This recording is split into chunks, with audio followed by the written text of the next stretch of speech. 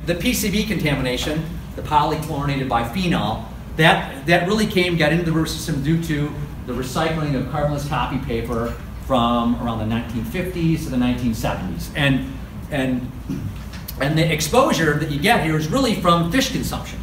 You know, it's okay to be out in the river and recreate in the river and move around and recreate up on the floodplains in a lot of the areas, but the exposure that you get really is from fish consumption. There is a do not eat fish advisory that's been established. Now, conceptually, what you had is you had a series of dams, and in Area 2 it's no exception, where you had the dams that were there, and then over time, that water level, and the dams were lowered down to the sill level. And when that happened, when the water was dammed up, it was kind of impounded, and you had PCB material being deposited across this whole area. And then over time, when the dam was lowered, now this previous material that was lake bottom or impoundment bottom, as we call it, that material now is part of the floodplain and is exposed to the ecological receptors primarily that's there. But this channel then that now was formed, it's unstable and wants to downcut and excise, and it makes the banks collapse, and it transports PCB material downstream.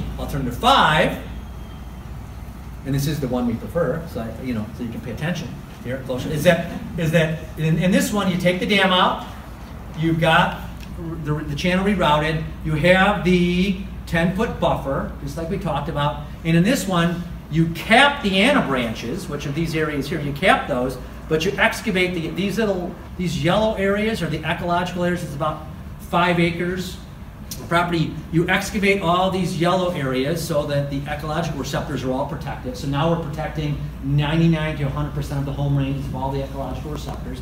You get that out of the system. You're going to do excavation in this the Gun River. You're going to cap this pond G. You're going to go in and remove some of the higher concentration stuff at depth at Knife Blade Island, and that's alternative 5. So it's kind of a combination of excavation and capping, but by taking realigning the river. In this situation, alternative 5, you're going to cap the anabranches, but excavate the ecological hotspots. That's the one way to look at it.